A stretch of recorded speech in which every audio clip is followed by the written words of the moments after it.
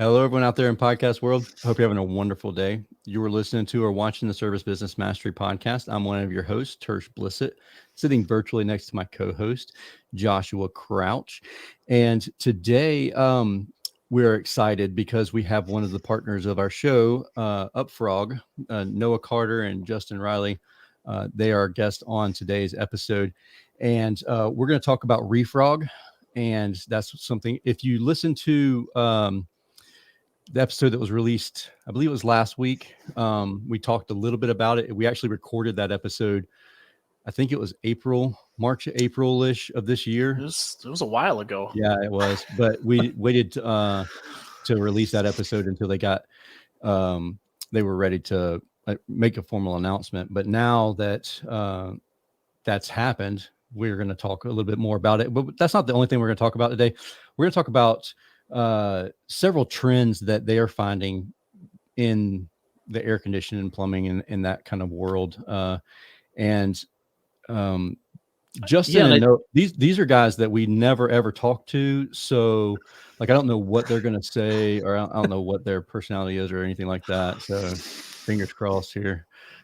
Yeah, unfortunately, I can't stop talking to Justin. We just talk about the same shit all the time, but it's always really good stuff. These guys have a ton of, so Noah and Justin love data. Data helps make decisions. Data shows us trends. Justin shares with me all kinds of, unlike Tersh, he actually shares useful information when I need to hear it. So we're going to go over that today. So he's been monitoring different trends as far as maybe you can even little topic about how to find these trends yourself, but trends in the current market, what types of things people are transitioning to, how to reactivate your customer base, not just their product, but just tips and tricks and things like that for you guys to just at least start thinking about it, because you always hear the money is in the list. You've heard that forever for email marketing. Well, that's transitioned more to text messaging, and I'll let those guys talk about that once they get on here. But there's going to be a lot of really useful stuff today. So hopefully you guys get a lot of nuggets, and feel free to drop your live questions if you're on the live stream. We'll get those answered as much as we can during the show. And I'm going to preface this with, every time we have a conversation with Justin and Noah, I take notes feverishly, but if the conversation is not recorded, I feel like I've lost things. So make sure you subscribe to this episode and replay it like 50,000 times, because there's going to be a lot of information every time you listen to it. But with that being said, let's get started with today's show. Are you looking for valuable business advice to reach that 7-figure revenue mark? Do you want actionable tips to properly navigate through every business challenge you encounter along the way? Let Tersh Blissett and Josh Crouch be your guide in getting you to the top here at Service Business Mastery. Tune in as they sit down with world-renowned authors in business, leadership, and personal growth who share valuable insights about management, marketing, pricing, human resources, and so much more. Let their nuggets of wisdom gold guide you in owning a thriving, profitable, and ever-growing business. Here are your hosts, Tersh and Josh.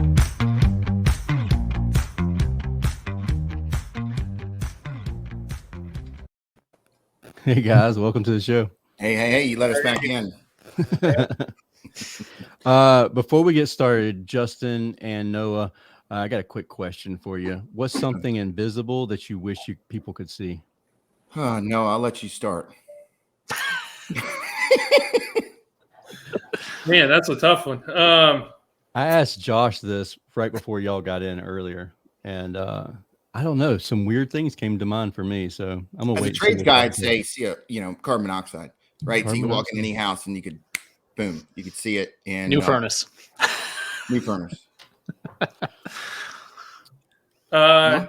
So for me, it's I don't know. I can't really think of one that comes to the top of the head. I guess it would be more emotional. So I'd say, like if I could judge someone's work ethic before I could see them, that's what first thing that come to mind. Way to go. Like you guys are just like, you guys are way more professional than we are. Way more professional, because Tersh said bad breath. Bad breath. NBO. Wow. Mine was NBO. gas. Well, see, Yeah. my mind's That was in good. business right now, so I can't get away from it. That's all. Middle of the day. So I'm like, if I could just see if I ever had bad breath or if somebody else has bad breath, we can like keep our bubbles. I don't know if I'd want to see that. Like that. Well, it's a fair warning. It's like, all right, whoop, stop. All right. Time for a minute. The green bubble walking around people. So if anybody's ever going to Weird. pitch Hirsch on anything, make sure you brush your teeth beforehand, because Oh, absolutely. Or, Either that or don't stand too close. well, I have a personal space anyways. Like I have a bubble, and when you join my bubble, I really gotta like you, or don't you we're gonna hate have close problems. talkers? Just those people that just invade that space and you try and take a step back, and it's Okay, like, so when my I'm God. networking, when I network with people and I get a close talker, my goal is to take them from one side of the room to the other. walk with me. Well, like they're just in my face and I'm taking a step back. I take a step back. Yeah. And I try and see if by the time we end the conversation, we have clearly crossed the room. So if you ever walk across the room with me, just know that it's because you invaded my space. That's great. All sorts But of nuggets today. anyways, now that that's out of the way, How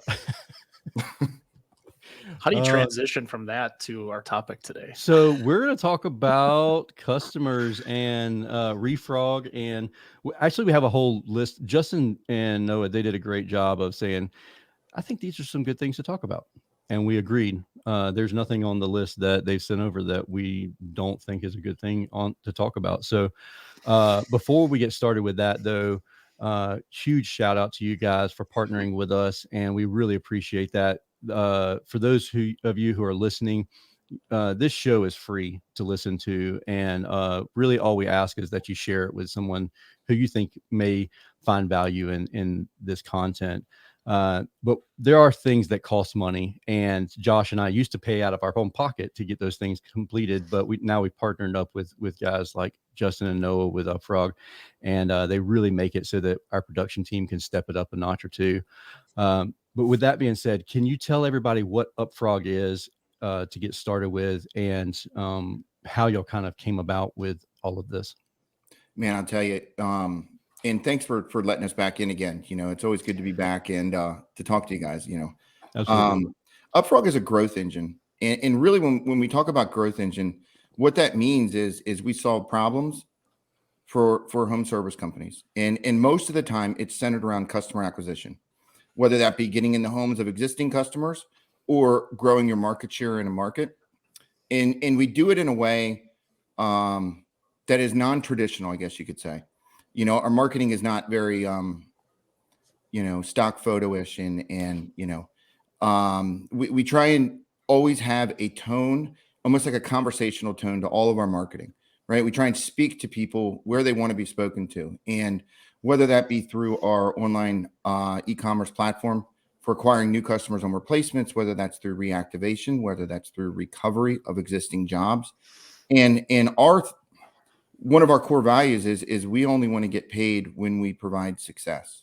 So, we are a no retainer company. We don't charge up front. We don't believe in, participation trophies. We eat what we kill. And we feel that is because I'm a tradesman myself, and I've been there in the contracts and all those things. So, that's just kind of in our blood. That's what we do. Whether it's better or worse, I'm not sure.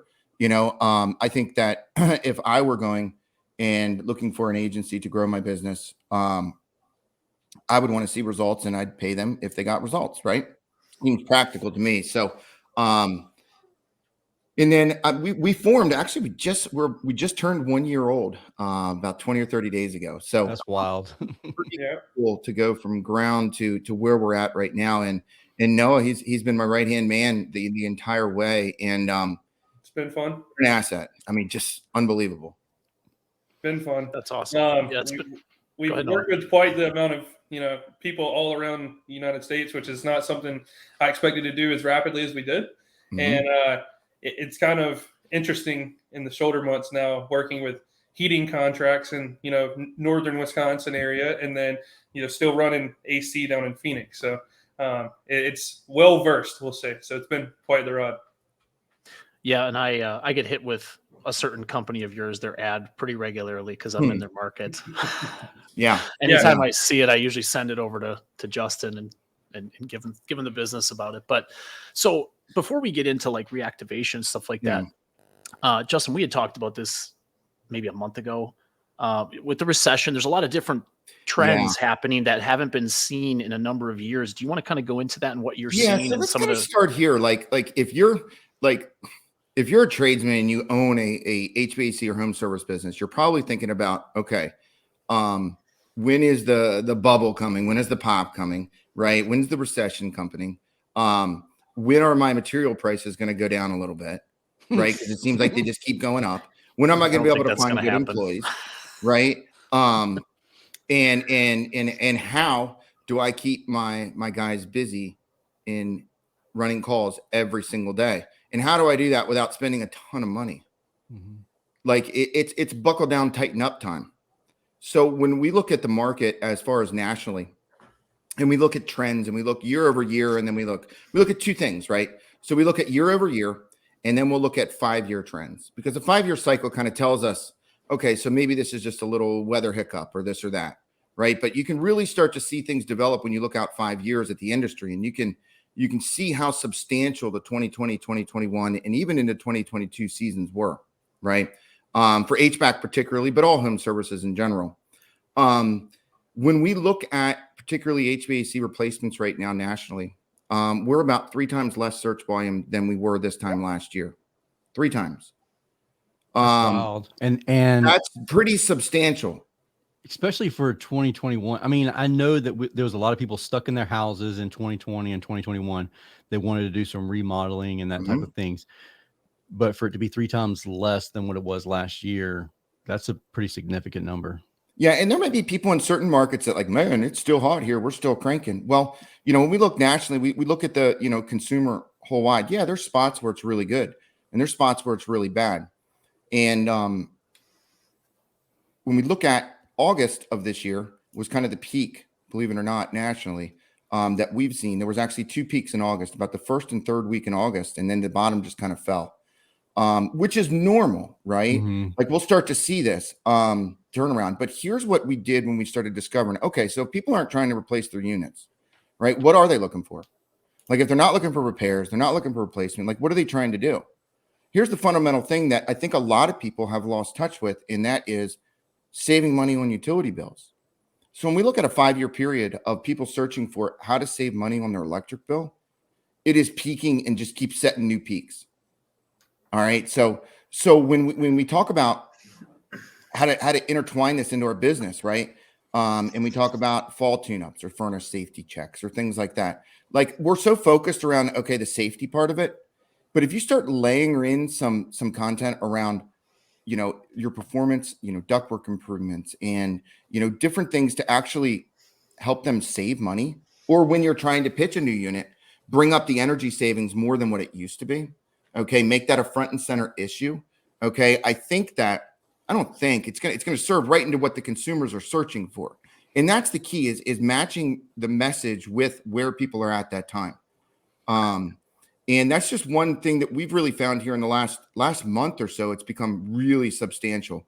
And well, tell me this, Justin. George Childers, he brought up a great point here.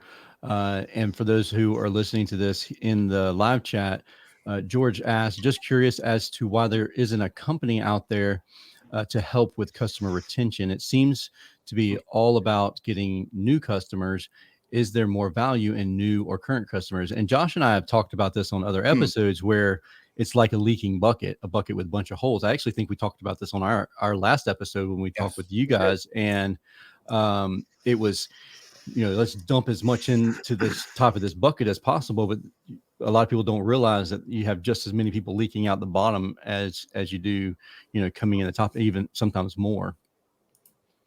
Man, I mean, there's 2 main parts in that. Actually 3 questions in there. Why is there not a company that deals with customer retention? I don't know. I mean, ReFrog's a pretty good one. Yeah. That deals exactly with that topic. And everybody goes after the new customers because it's the shiny object. Because here's what I see, and here's what I saw over this summer. Okay. And one of the reasons why we created the ReFrog program, everybody knows there's a labor shortage. Everybody knows that their phones were running off the hooks all summer long. How many people out there had their techs running more than 5 calls a day, 8 calls a day, right? No, So that's they're terrible. they're Like plowing wearing through them, out. right? Yeah. Looking Because at we you, can't Tersh. find anybody that's good, Not right? me. Mm-mm. I know. All right, now, you're just perfect. No, far from it. But I um, definitely, that's one thing that's kind You're of just my, our, you're just that's my favorite punching bag.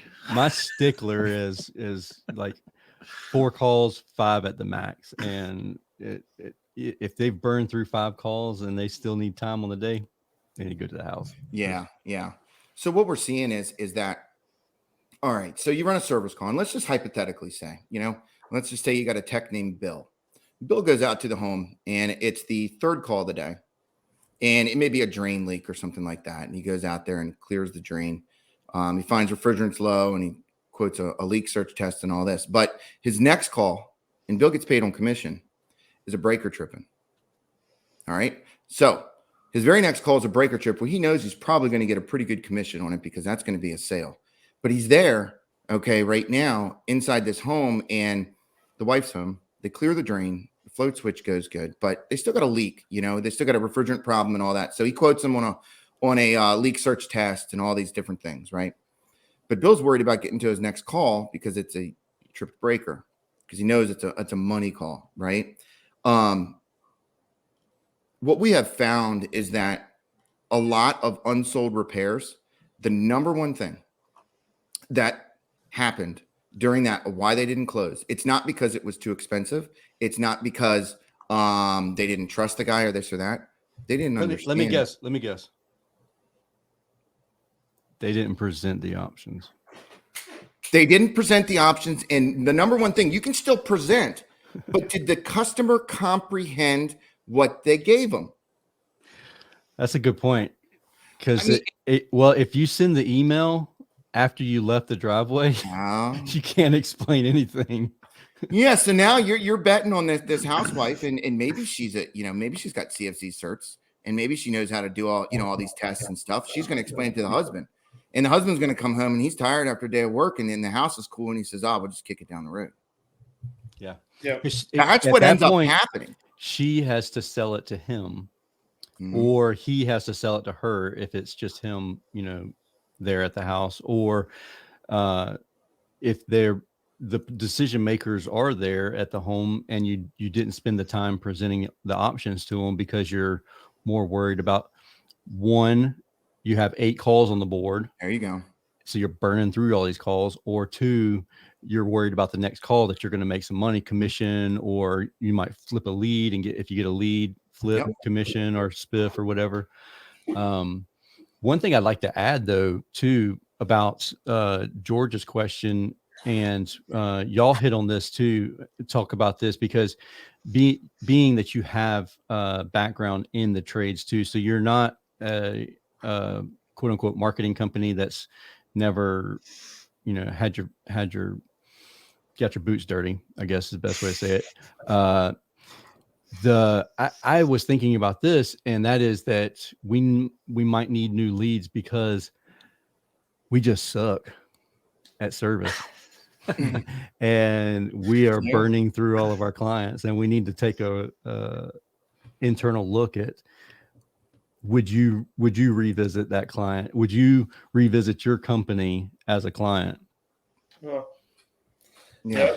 Well, reputation is a big part of it, like follow up and staying in touch with your customer after. A lot of people, heat of the summer, they forgot about them, right? So 6 weeks later, maybe you don't have time. All right, your board still might be full if you're in some of the hotter states, and you're not following back up with them. They're still seeing stuff around town. You might have missed, the tech might have missed one room, that one they didn't talk about because it was too expensive or something, and now they have a sour taste in their mouth. If you follow up this customer, there might be more work there, as well as a review, multiple things, right? So or you can just learn the mistakes that you made so you can improve exactly them. The feedback is the best part. So what's your ReFrog if everybody did a perfect job? Well, that's what I was going to say. What is Noah talking about here whenever he's talking about this engagement with the client? Okay, because this is a service that you offer. Yeah, so it's really, we deal with in our ReFrog platform, right? Number one, it is the the easiest, fastest, and lowest cost way to get into consumers' houses immediately. I don't care if you're a one truck company or a 100 truck company. There is no other medium that you can engage that can get you into people's homes faster at a lower cost. Okay, let's just get that out of the way. Like there's no other that I've seen. Okay, and there's 4 parts to it. We call it the 4 R's. So there's reactivation, there's recovery, there's reputation, and there's relationship. All right. So each of those are broken down into separate pieces. Reactivation is when you want to get back into somebody's home that maybe you haven't been there in a while. 5-year-old customer, tune-ups, furnace checks, plumbing drain check, video check. You can do duct cleaning. You can do any IAQ check, any of those. That's reactivation. Recovery is we segment down your repair leads and your replacement leads.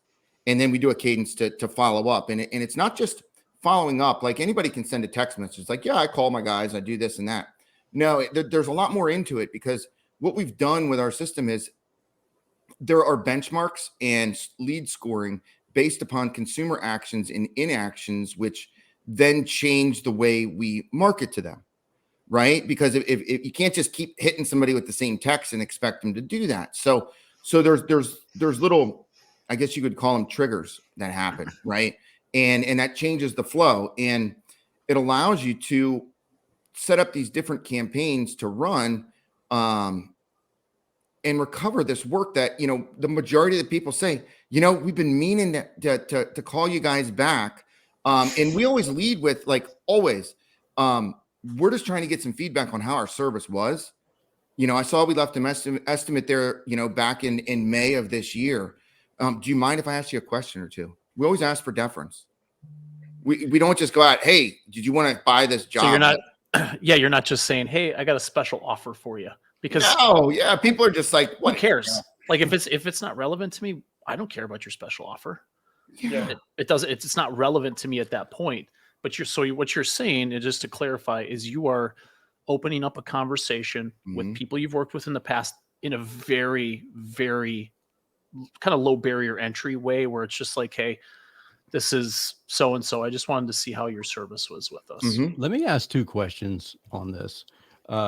First off, what happens if the majority of the responses are really bad?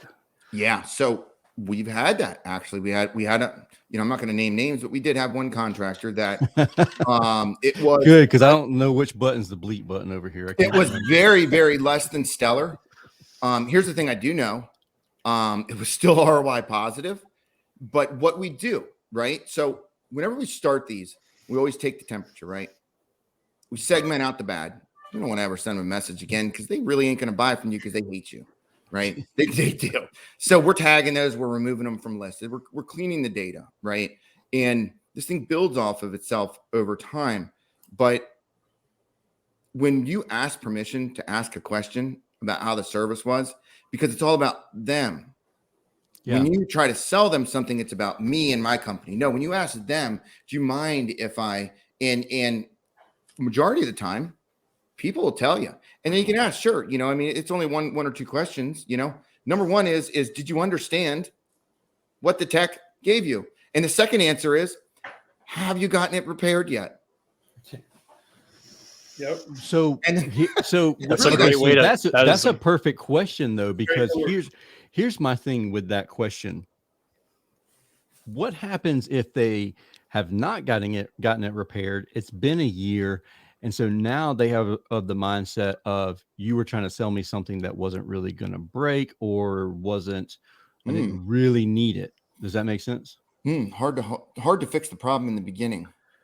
Well, this is a great fact, right? So, let me give an example. Like a capacitor is out of range. It's still working. It's out of manufacturer specs. It hasn't broken yet. It was recommended to repair it because it's going to fail at some point because it's outside of manufacturer specs. These are great opportunities, at least in my opinion, to continue the education process about why those things were left behind, and maybe clean up because again, Tersh, you always say it, confused mind doesn't buy. Yep. Says no. And this is a great opportunity to find out if they're confused. Do they not understand the options? And it just time finding happened, things happen, and then just moved on. Financing. A bunch of techs. It's one thing to get a tech to sell. It's another thing to get a tech to run multiple financing applications if a consumer has a turn down. So we're finding that, coming back with an offer as far as a low monthly payment and a way to pay for it over time is extremely effective as well. Are you finding that even on repairs? Yeah. So just to ask about that, because that's not something I always love the idea over a certain dollar figure. I didn't get. We can finance all the way down to $300. Well, I didn't get buy-in when I was doing that, but I always love the idea, especially for like IQs. Some of this other stuff, people want it. They're like, I can't pay that up front today. I don't want to put it on a card. I don't want to pay it in cash or whatever. How in depth is that conversation though in the text messaging platform? Because I love my girls to death in the office.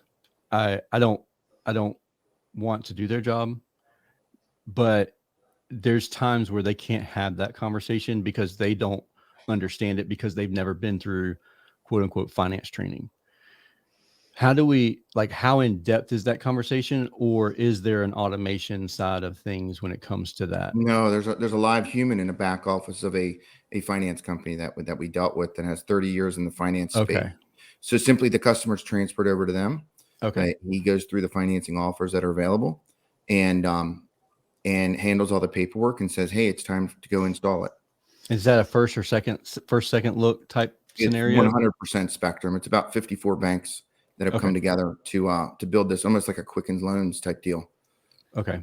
That's a good point. Basically you go through and you select which deals you want to offer through your matrix and your rate sheet. And is it kind of like when you go buy a car and they have their buying group? Is it kind of the same thing? They'll give you all the offers and the different lenders and stuff like that, and you kind of choose what offer and term you want.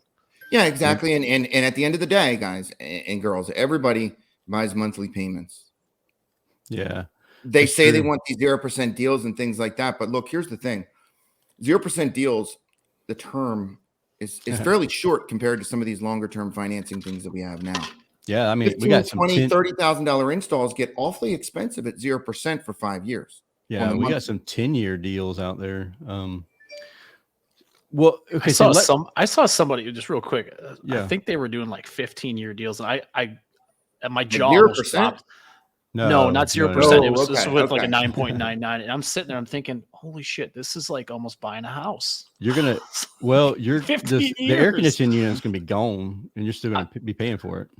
I know. I mean, I guess if you're getting like all the you can really package that stuff up into something special. But 15 years, I'm like, shit, like where I live now, this close to the coast, there's no way the air conditioners lasting 15 years. No way. It's literally nonstop. The salt is just going to eat everything away here. Yeah. So I want to transition into another question for those who are listening, and they're a relatively green business, because your business model sounds very appealing. Jessica Egan even mentioned that she liked the idea of it being a non-retainer company, and that's going to be very appealing for your businesses that are just starting out. The downside is that when your business is really new, like 6 months old, you might not have that same clientele to rehash, to refrog, Yeah, it's tough. I mean, starting a business, is very difficult, and it's very, very difficult to do that. And that's why, we do offer other programs as far as paid media to acquire those, because the number one thing in the first couple of years is you need to get customers. All right. And I see a lot of these young entrepreneurs out there, and they're growing and they're building these businesses. And sometimes I question it in my mind, because they turn people away like it's 1 mile over the radius, and they're in year one of their business, and it's a replacement. And you got to hustle. Dude, I mean, it's like, if you're not hungry, you are not going to get fed. And the foundation that you build in that first year or two is going to set the direction and angle of your business growth. Don't get me wrong. I'm all about learning when to say no, because I've said yes too many times, and it has burnt me, because I knew that the client was going to be a very bad fit for us, but it wasn't due to a radius issue. It was due to they were not a good fit from the get go. Yeah. You know what I mean? Most of I hear it is low margin jobs, right? There's always this, on the internet, there's beat your chest, 70% gross profit. Yeah. Well, that's fantastic. And you're going to grow like crazy if you can maintain that. The problem is getting there. And believe it or not, as a real small business, you're lean and mean. You can acquire some customers, and the best thing you need to do is get reviews and really start to build a customer base and a name for yourself. Right. And the only way you do that is by doing good work. And if you never do any work, you get, and then transversely, if you start doing a bunch of cheap work, you get locked in this habit. Yeah. As your overhead starts to grow. So all your reviews say, great work, cheap.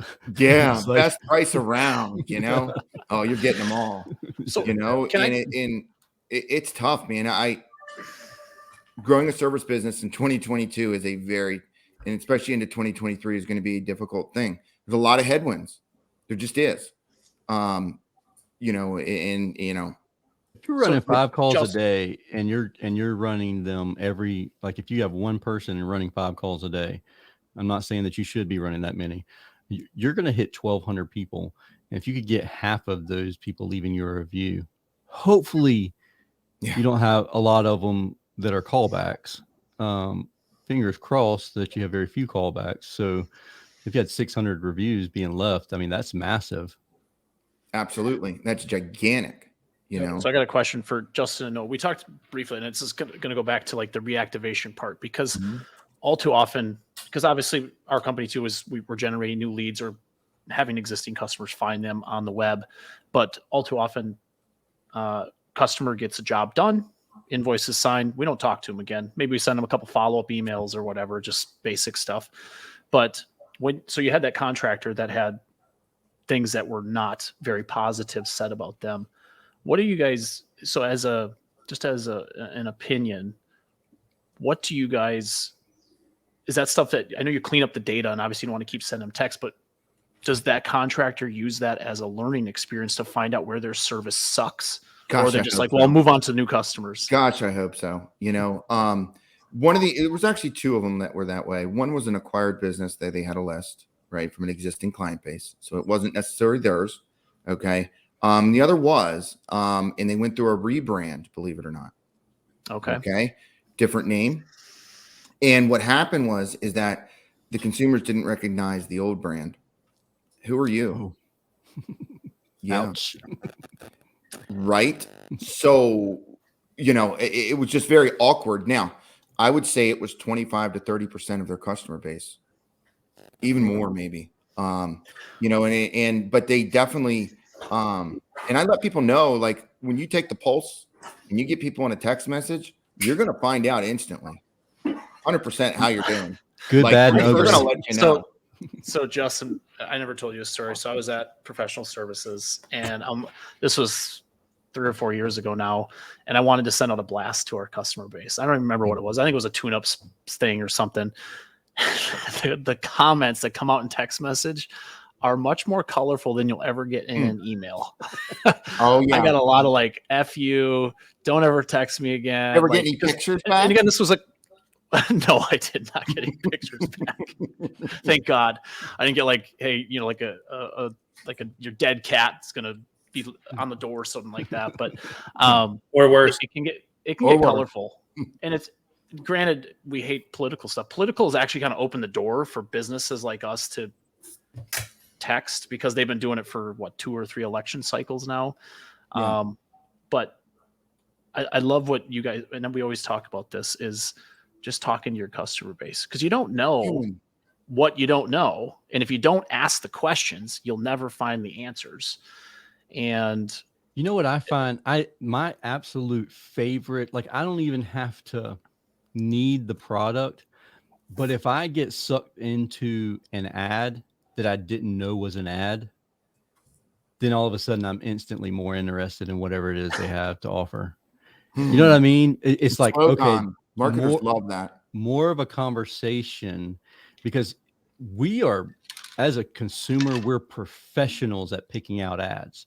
like TikTok, Instagram, all of that, LinkedIn, the sponsored posts, we're like, I'm so bad that on TikTok, if it's even, it could be a good topic, but if I see sponsored at the bottom, I'm like, next.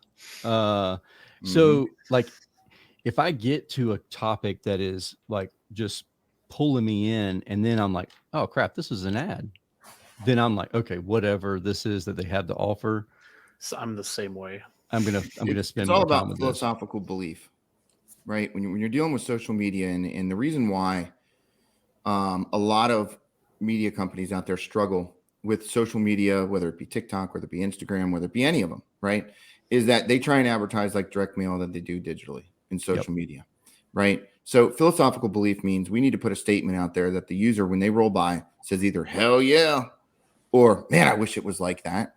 Or, we have to invoke some sort of emotion inside of the user that we're trying to do.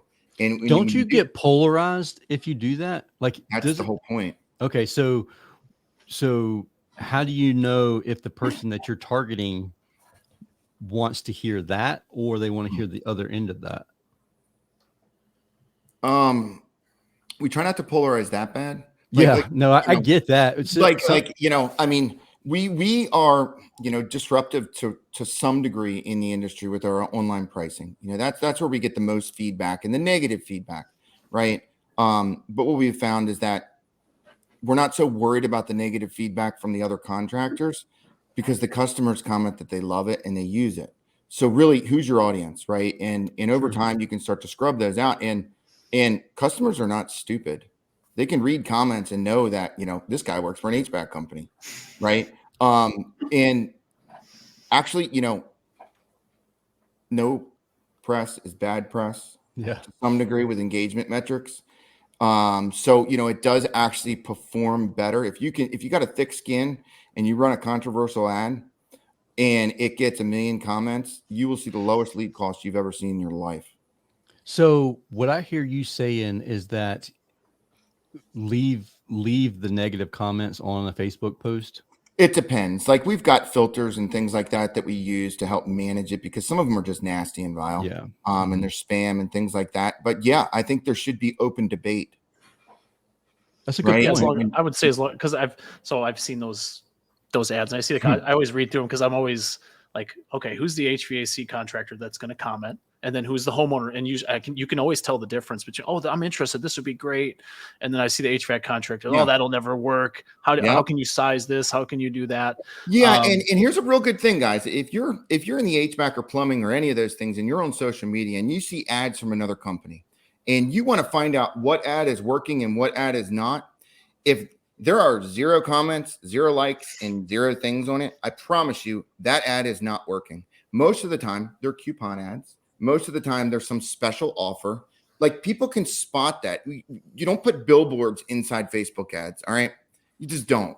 Okay. Or radio commercials. I literally listened to a radio commercial on TikTok the other day, and I'm like, is this going to get somewhere? Or like, is this going anywhere? Or like, I knew it was going to transition into something amazing, and it never did. It stayed a radio commercial. Here's how all of them work.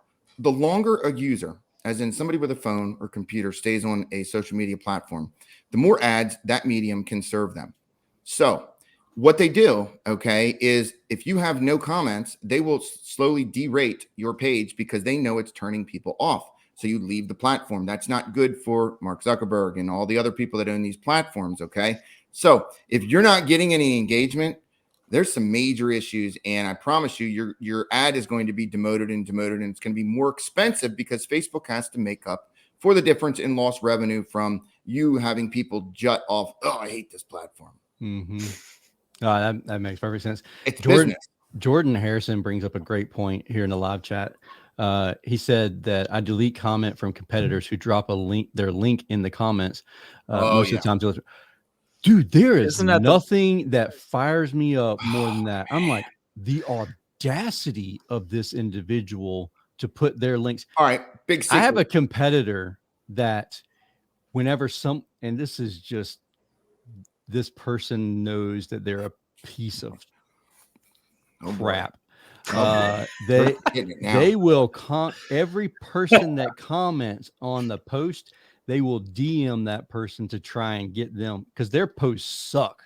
Yep. And so they get it where they are engaging with my client list, and they don't know that most of my clients are ride or die, and they immediately will screenshot that crap and send it to me, and I'm like, you know what? I'm just All going right. to woosah this Here's one out. some real useful tips for everybody that's out there. Okay. Never delete a comment. Okay. Always hide a comment. Now, number 2, go into your page setting. There is a moderation that you can do, and you can put in phrases and keywords that will automatically hide comments, right? So how about HTTPS, not allowing any links? If it contains that, it hides the comment. All right. Now, you won't be able to post your own comments. Then if you have a guy that just continues to DM people, okay, call your friends, have them comment on your ad that you're looking for an air conditioner. Find out who he is, and you'll find out who's DMing you. And it's a real thing. It's a real problem with people doing that. But yeah, using the hide comment section in your page. So if you go over to your Facebook page and settings on the left-hand side, you'll find an area where you can put in a profanity moderation, as well as you can put in keywords and terms and things like that, that will automatically hide something, because the reality is. So let me play devil's advocate for that one, Justin, because I have seen this in the past where someone has said, and I've even done this, where it'll say like 2 comments, Yeah. and you click on it and there's nothing there. At first, I just assumed that it was somebody that I had blocked in the past, or somebody who's blocked me in the past. And then I read a post where people were hiding the comments. And so then they were like, oh, well, that makes it look like you're hiding something. Do. All you do is, as the company, you comment on your own thing. Thank you so much for those comments, but spam will not be tolerated in our business. Period. Okay. End of sentence. Post it in there. So now, right, everybody knows there's spam, right? So now you're building a case for it. There's multiple ways, but yeah, but it's a real thing, and it's getting worse. That's normally Facebook moderation, like the same way they hide likes, like only the creator can see the amount of likes on this post. It's just the movement. It is what it is. That's how they don't want you to feel the pressure. That's what was released about it anyway. So they with trends and stuff like that. Yeah, so they say. Exactly. I said it with a grain of salt. We've talked about trends. Obviously, Facebook still works well. You guys use it a lot. What do you guys see as trends for social media as far as ad mediums and platforms, things like that? Is YouTube Shorts, is that becoming an ad platform? No, I know YouTube has a platform, but not for, I don't think they have it for Shorts. For me, the YouTube platform, I've done extensive, there's some retargeting that can be done there, but most of the time, the consumers that come from that platform as a whole are the people that are going to challenge you on the price of a capacitor and do it themselves. Just is what it is. It's a great targeting medium. It's a great retargeting medium, but I would not use that as a primary source of people, just because the users that generally consume that sort of stuff that I've found, maybe somebody else has found better luck. Most of the people pushing that are people that are going to charge you to create the videos, right? In that sort of thing, in that space. And that's great. Content is good, and building links off of that is great. But that wouldn't be, I'm a performance marketer. I'm not a huge brand building guy. There's much better people out there that can do that. I'm the guy that cuts through that says, hey, I'm going to get you this for this spend. Like that. Yeah. That's my type of style of marketing. And there are other people that say, hey, I need $100,000 this year. We're going to advertise and we're going to grow your brand. So tell me this, what are your thoughts on, and I know you just said you're not a brand builder per se. What are your thoughts on the YouTube video showing up in the carousel in the searches as far as organic goes? Because there are times where like our videos have shown up at the top of the, and that's not something you can even pay for. So what are your thoughts on that? And should you put forth effort in that, or is there other low-hanging fruit you should put more effort into? I think that it definitely has a part. Okay. And maybe it's on the very top funnel. I don't think it's transactional. Okay. It's either on the very top or on the very bottom. like you're just pounding somebody because they're seeing it 10 other times and building trust, right? Gotcha. I don't think it's the point where people like, go and like sign up for a lead. Like, okay, it works for B2B, it works for education, it works for a ton of how-to informational queries. So if you're trying to sell a how-to, I think it's perfect. Okay. Transactional, it's more informational and how-to. That is the category that it kind of was created for. It's not entertainment.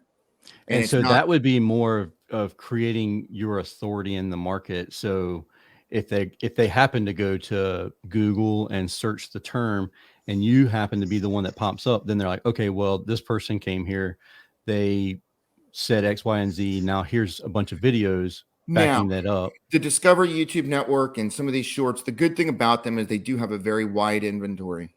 Okay. So you're going to get shown in a lot of places. So as you grow as a company and you will outgrow mediums, right? There's just not enough space that you can buy to. So GDN and YouTube Shorts and all these different places, yeah, they're big, and you can get more impressions if that's the goal, right? And it all depends about the objective of the company, really. What do they really want to do? They want to grow their brand, or do they want to grow? Like, do I need leads? There's a difference. There's a lag in the brand building. It ain't gonna happen instantly. And it's an investment. And once you've got it, it's wonderful. It makes performance marketing a breeze when you have a brand.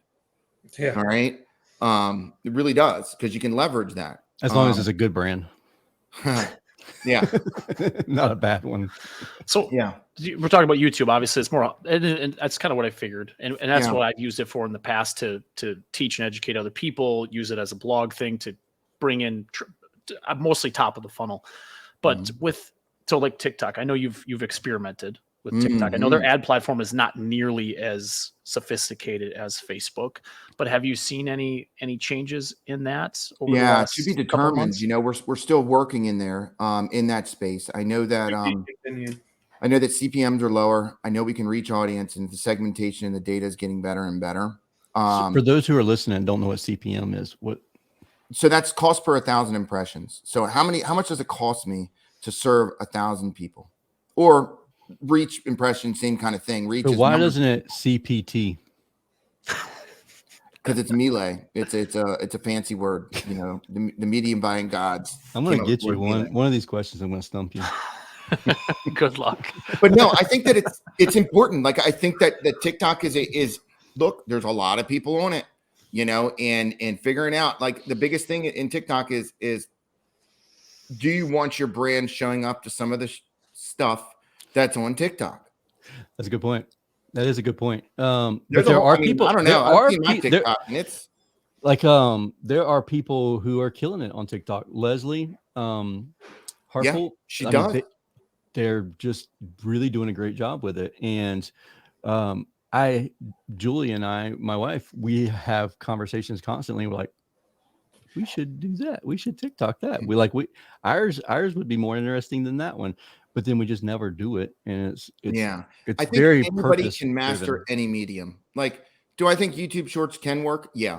If you sit down, you hone in, and you do it over and over and over and over and become a master. What I see is people jump from thing to thing to thing. Pick a channel. Oh, shiny object. Master it. Yeah, and really understand how it works for your business and refine it. Then once you got it, then you can go and add another channel.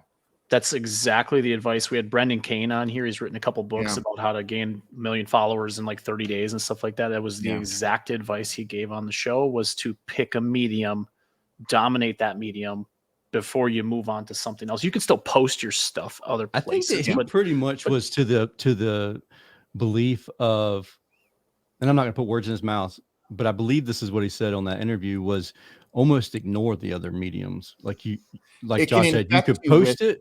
But yeah, because it can infect you with the way, like, you don't talk the same on Facebook that you talk on TikTok or on YouTube, right? So when you let all these different voices, you try and do stuff like the direct mail guys, that when everything turned digital, now they tried to do digital as direct mail, and it never worked and still won't, and they still try to, but it just doesn't work because it's a different medium. So all right, so how about this? What about Twitter? I have messed with Twitter. Yeah. And one of the things about Twitter, and I haven't been back in a little while, did a lot of testing there. It is fast. Man, you want to run Yeah. ads and get some impressions? Boy, let me tell you something. You can either burn some money really quick or you can get some leads really quick. Twitter on the local geo level, I would not suggest. One I have gotten some traction in is Reddit, if you want to talk about some different ones that are out there. Oh yeah, that's good. Yeah, That's a good so there's a point. lot of subreddits for communities. Everybody forgets about Reddit. It's huge. Okay, so you can do some advertising in there. It's got some pretty good targeting. So there's all sorts of little micro ones you can do. And was it Quora? Yeah, you want those for backlinks. Backlinks. Okay. Yeah. So there's a Ty Brannaman asked a question, and I was going to wait until it could fit in here, but it's really not. So I'm going to change up the topic a little bit. Let her rip. Because the question that he asked was it was part of something we were talking about earlier, but this is one of the repair options in the home. I think you brought this question up. Your opinion on what Ty says here. By the way, Ty is an amazing educator.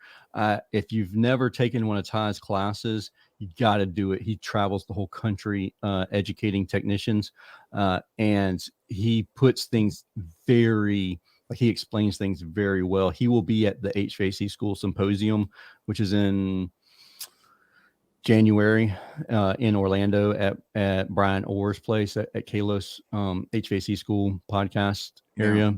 But every time I sit down and listen to and watch Ty, I record whatever he says, because it's something that I might know everything about, or I would never say I know everything. I know a lot of stuff about, but he just explains it in a completely different way. But what he says here is, why are we still writing invoices? Why not make a less than 5-minute video explaining what needs to be done, show the problems visually? They can see it even if they are not there. Okay, so as a remarketing person, what's your thoughts on this video? Because I agree with what Ty's saying in the presentation. If somebody came to us and they had this technology and they were doing it in their company, I'd love them, because it's a fantastic idea. I think I hired a sales rep back when I was running the sales team, and he actually videoed every single one of his calls, and he gave the customer a copy of that video so they could have it. I thought it was a wonderful idea. Here's the problems we ran into then was that video storage and would really compound itself over time. And not all techs think that they're the prettiest guy in the world. Put a camera in front of, put a microphone in front of somebody and listen to them stutter. I know that's what that's the whole reason why I started podcasting. I have a speech impediment. And if you ever hear me pause for a period of time, it's because I am mentally overcoming that speech impediment. And that's the whole reason I got into podcasting. Wow. It was a way for me to force myself through this situation. And I like it. I put a camera in front of my guys and they're like, no, Tersh, that is not me. You do cameras. Yeah. I will fix equipment. I was like, touche, man, touche. But I think get Ty was saying too. If you've got a tech that wants to run with it, I think he would have a higher closing rate than anybody. Personally, I think that anything you can do, number one, that's different than everybody else is going to win. Number two, it's helpful. I mean, why not, right? I don't see a negative side to it other than if they have access to it and they show it to a competitor. But even then, it's just going to prove that the competitor didn't find the things that they found. Well, I think there's a way to do that. You obviously need a video editor, right? You're not going to just run this one long thing where you're showing every little piece of this, but it's like, hey, we're going to do this, then we're going to do this. Like, break it down into you can be even like a 1-minute video. This is what we're going to do. This is what we're looking for. This is how we're going to fix it. Leave it real short, so that way you're not creating a bunch of 10-minute or 5-10-minute videos that take up a lot of storage. Have you ever watched a technician's video? Man, you want to see? I'm sure it's long. Ramble. I'm sure. And then you're going to see that where he sits it down, because they're spilling all their knowledge, right? And then it's going to come back up, and then I love watching technician videos, but some people do not want you to videotape in their home. It is a violation. What I was going to say, Justin and Tersh and Noah, was this: if you guys have one system set up, or even do it in your own house, and you can go through the problem and the solution in your own house. You don't have to use somebody else's house to educate them. Well, so here's what we do. So you're we thinking do more of like, yeah, okay. we do a debrief on whenever we do a debrief, because we do call by call management, and on the debrief, one of the questions is, what's one question the client asks you? And it can be pertaining to the job or not necessarily pertaining to the job. And we'll get questions like, how do you reset the thermostat? Or how do I change the air filter? And so then we just have a couple, a list of videos that we create, and then we post them up on the YouTube channel. And hopefully if that question's asked again, they can say, here's the link to the video. Man, I often thought about creating a knowledge base when I had my business was just a knowledge base for consumers, right? More like a support center, and to lower the burden, especially in after hours, and just the stupid stuff, right? The stuff that eats up your time and money, but where a searchable database that they could go to. And I think video content's great, as far as what database would you recommend for something like that? Because something like what Josh and I have talked about, I don't know that that's feasible for a contractor. I don't either. I mean, getting your guys even to show up on time is a hard thing sometimes. So Company Cam, I believe Company Cam, who is a partner of the show, can do that to an extent, but I don't think they have the resource to like make it searchable from like a customer's perspective. I think you can search jobs and video and content from the contractor's you just have to tag the perspective. videos, and just build a little search algorithm on top to pull the tags. I mean, honestly, as a simple way, not simple, because then you take a video, right? You make the video with a frequently asked question, transcribe it, clean it up a little bit, so you don't have to be a writer, right? And that's what I did for a couple of my videos that I used on YouTube, turn it into a blog. It's real easy. It's really not hard. Get Sonics or whatever, rev.com, transcribe it, make it a blog post, and then add a search feature to your website, something like that. Or you can put it into a chat bot and be like, hey, here's some frequently, whatever, search whatever you want. If someone says change filter, that keyword can trigger the article. That's what a lot of these so we're using HubSpot as a CRM right now. If I type in a word, it sends me to a help article. It's all keyword based. And a lot of big companies are going to that way because they don't have the people to support and talk about the local SEO question. benefit of you answering these queries and them coming from direct traffic directly to your website back to visit this. I mean, that's the stuff that really separates you from other people. It's traffic that would be coming directly to their existing customers. So it's second, third, fourth visit. That's the stuff that can push you over the edge. So, I mean, having on the site would be awesome. George mentions that Company Cam can provide a report directly to the customer as a report, short videos too. I think that's amazing for that particular client. It's not something that will help in. It's not every customer, but that one customer that. So we were talking about the situation where the husband or wife is home and then they have to resell the repair to their significant other. That could be a very possible use case where it's like, hey, here's the video of explaining it. I mean, send this to your husband or wife. Yeah. And it's a CYA thing a lot of times too. Yeah, absolutely. With video. I mean, unfortunately we live in such a litigious world that, it's nasty sometimes. And okay, so I'm not going to go off on this tangent, but I will tell you that one of the things that I tell my service guys is treat every invoice as if I'm your lawyer and I have to present your defense just based off of your invoice. You can't say any of the he said, she said, no notes in your CRM, just your invoice. Yeah. And that changes up a lot of times. Exactly. CYA for sure. Yeah. I find that addendums work much better than trying to teach a tech to write stuff like that. That's true. A secondary form to cover those things at a broad scope with initials. I actually got in trouble for, I will tell you, and this is not legal advice for anybody. I got in trouble for the way that I worded water leaks.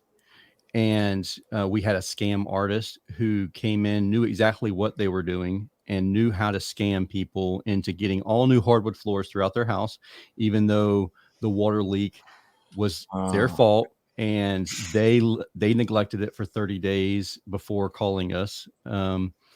But the way that our addendum was worded, it opened us up to that 30-day grace period, because it said that we would warranty these calls for 30 days. Wow. And so our lawyer was actually like, Kind change that wording. But yeah, I think that if I want to touch just on one other thing as we kind of get towards this thing, there's a lot of text platforms that are out there. Everybody's kind of getting back into the texting and things like that. One thing to be very, very, very important is to be a verified A to P sender. Okay. Can you explain what that is? Yeah. So there have been the carriers, right, of AT&T, Verizon, all these big carriers that are out there, right? They are trying to combat spam. So there's TCPA laws, right? That's the communication laws through this channel of SMS and MMS, right?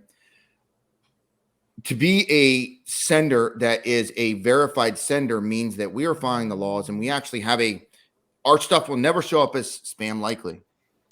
Okay. So, because we follow those laws and we stay within compliance of that. And I believe one of the podcasts I watched a while ago, listened to, I was on a flight last week, and the guy was talking about it as well, how important that is. And I see a bunch of these different platforms, and what happens is these contractors go out there and they blast everybody at first. And if you get just like email deliverability, like if you spam people, okay, they're going to report you, and now your phone number is dead. Okay, you will get banned from Twilio and the other communicational platforms because you don't comply. And there's nothing worse than sending out a bunch of texts and it shows up as spam likely. Yeah, like that's horrible. horrible. We had some from our CRM actually do that. A client, a lot of big CRMs actually have that issue, and because that's we the first arrived thing they on do. site.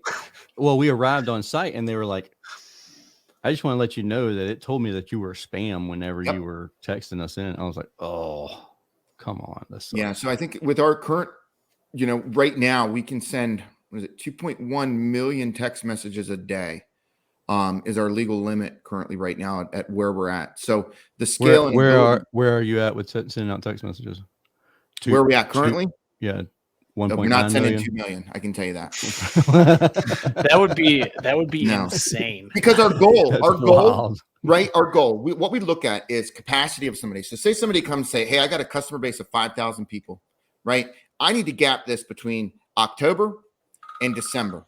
Can you help me? Great. So we'll take those 5,000 customers, right? And we'll drip a campaign out during peak hours. Okay. Please, guys and girls, do not be sending text messages out at 8 a.m. in the morning. All right. You might as well just throw it away. Okay. There are peak hours during the day. Anything after 2 to 3 p.m., 4, 5 p.m. to 8 p.m., there it is. That's your ideal time. Okay. That's when you really want to send. You don't want to send it out while they're at work. Nobody's going to respond to you. Okay. And it's going to be an annoyance. So you want to drip these things out over time. And we measure the amount of text that they have available and open spots that they have. Okay. And it's very important to throttle it. And a lot of times it catches up because there's a whole sequence that these users go through over time. So the time you get a couple hundred people in it, man, you got quite a few things going on. And oftentimes we just have pause, give them a break. Yeah. They catch up, start it over again. But we aren't talking about text campaigns like everybody in the office with a meeting morning on Monday. We're going to text our whole base and we're going to go out. That's not it. I'm getting feedback. What did you hit? I didn't hit a single thing. It's always the old guys, man. They everything. I was waiting. Oh no, he didn't. I told you I would bring it up during the show, and I did. I waited. Yeah, you got it on the very bottom of the sheet. I see it down there. Tell him he's old. I'm gonna get a nasty message later. That's the understanding of the channel and how do you use the channel to help your business over time? Plug the holes. Yeah. Get better at doing what you're doing. Stop looking for the shiny object that is going to promise you this, that, and the other thing. Like there's so many problems you could fix just in your own business, especially this time of year. It's almost October. Even here in Arizona, the mornings are a little cooler now. Like it's not the same demand. And guess what? Hey, Josh, guess what my wife made yesterday for dinner. Pumpkin spice something. And I'm gonna tell you this just because I know she's Mm. watching. I know Chili. she's been commenting like Chili. crazy. Aaron made that. I got home from Florida, and Aaron made it over the weekend. It was wonderful. It was so good. Oh my god! Football and chili in the fall, you bet. Yeah, but it was like 65 degrees was the low yesterday. But It doesn't really feel like chilly weather to me, but But you don't wear Uggs, do you? he probably does. No, I do not. Tersh has quite the shoe collection. He does. so- That's why I asked. No, absolutely Yeah. not. All right, guys. Where can people find you? Where like so if is Refrog and UpFrog same thing? Can we get to the platform by going to UpFrog? You can get there on upfrog.io. You can message us directly. You can find us in our Facebook group. We will be more active in there. Or you can just simply go to get.upfrog.io. That's going to be able to, lead you right into it as well. I got one more question before we close out because I just saw it came in like a minute ago from it says Facebook user on here, but it's Cody Johnson. And it's an important one because some of this goes into compliance. Some of it's kind of a gray area because of a customer just did business with you, that sort of stuff. So does the customer need to opt in to the text campaign? Great really question. Interesting question. So if it is an existing customer, and it depending on each state, because some states are different than others, there's a length of time that you have to communicate with this customer, specifically California. They're very is that the same as the calling them? Like because I think it's 18 months after to call them. Is that? I know when we used to work with a large box store, they tried to do 6 months just to be safe because there's so much uncertainty around there. Okay. Wow. Now I can tell you that every lead that we have in the platform that we get from consumers, like if we run an UpFrog program, we want to reactivate them, they always opt in 100%. And the easiest way to try and obey by the spirit of the law, even if you don't know whether they've opted in or exactly when the date was, make sure you send them messages and data rates may apply. You can stop at any time. Okay. Start sending the compliance stuff to them up front, because I can tell you that the fines that come from doing it illegally, ungodly amounts. I mean, it's just, it's really, really, really bad. Can I threaten that with people who won't stop texting me? Actually, you actually can. I have people who will not stop. They keep like, I don't want your financing. Stop sending it to me. I know I'm a small business owner. Thanks for telling me. Boy, the phone calls that I get from those people all the time. Oh, the amount of funding. I bet I could stack up millions each day by the phone calls I get. I don't know how I got on their list. It's crazy. You'll never have to pay for another car repair either. Your warranty lasts 30 years. Warranty, I know. But yeah, opting in is very important in the degree of, if you're not sure, okay, make sure at a very minimum you're letting people know how they can unsubscribe from your list. That's a great point to end with on the compliance part. So existing customers, so check with your state laws. Yeah, it's to be safe is kind of. Would you know that if they ask you that, if you had a client that asked you, would you be confident in being able to tell them that information, or would they still need to go find a local attorney to do that? We're not lawyers.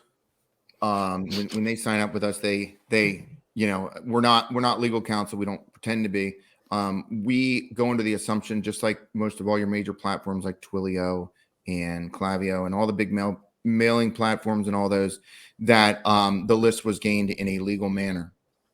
Oh, that's a good point. But we're going to know, like, look, we limit people. We have a throttling. Like if we launch a campaign and we see that somebody's got a bunch of junk in there, and like, it's easy to tell right away, like if it's a bot list or not. And when you know that it's a bot list, it will show up and we will actually shut your account down. You get 3 strikes. Okay. So there's safety measures, because I'm not going to risk my compliance with somebody going out there and just scraping phone numbers. It ain't going to happen. Yeah. Cool, guys. Well, I appreciate it. Noah, next time, don't talk so much. Yeah. Oh no. He's the brains, he's the one back in the keeping the operation steady, I know. I'm just giving Noah He's a probably hard time. selling something while you're just He talking. probably is. He's probably talking and working with a client right now as we speak. I actually was a little bit. Okay. I know you were. I saw you working. You mentioned All right. TikTok. It's top of the mind right now, so that was why I had to communicate a little bit. That's funny. Thanks. I see the comment. Before we close up today, I want to ask you one last question. Okay, y'all ready for this? Here we go. Oh boy. What is something that everyone looks stupid doing? Podcast. No? Podcast.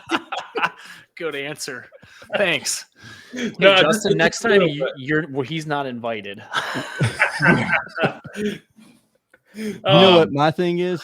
When people are talking with their phone right here on speakerphone, like right up against their face. That's the worst. Just take it off. And they're really loud. Like you can hear the conversation through the speaker and hear them talking. It's like, are you serious right now? I don't want to hear. I don't want to hear what you're making for dinner. Dog poop with a bag. I know it's kind of a wild answer, but they all look like a fool when you're doing it. I'm sorry. It's just a thing. And I have to do that here. I didn't have to do that in Wisconsin, so it sucks. Yeah, you feel like you got to do it there, right? I do. Otherwise, it stinks. Yeah, I guess it does get so sweet. What about you, Noah? You got anything? I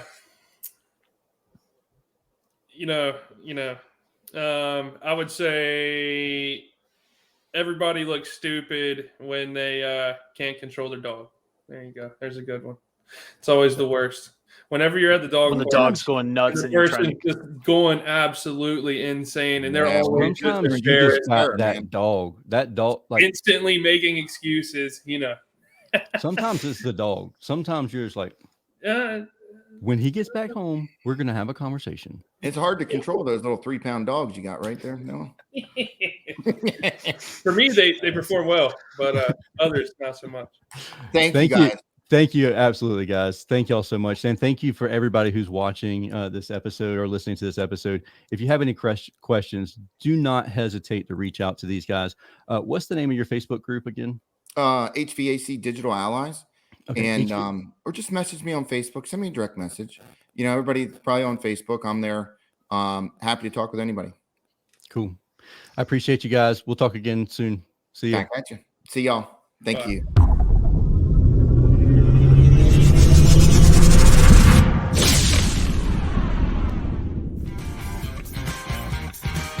Thank you for listening to this episode of Service Business Mastery. Now that you are equipped with essential business advice from this impactful conversation, you are one step closer to becoming the successful owner of your dreams. If this episode has been helpful to your business journey, don't forget to subscribe to the show, leave a rating, and share it with other owners as well. Visit servicebusinessmastery.com to learn more.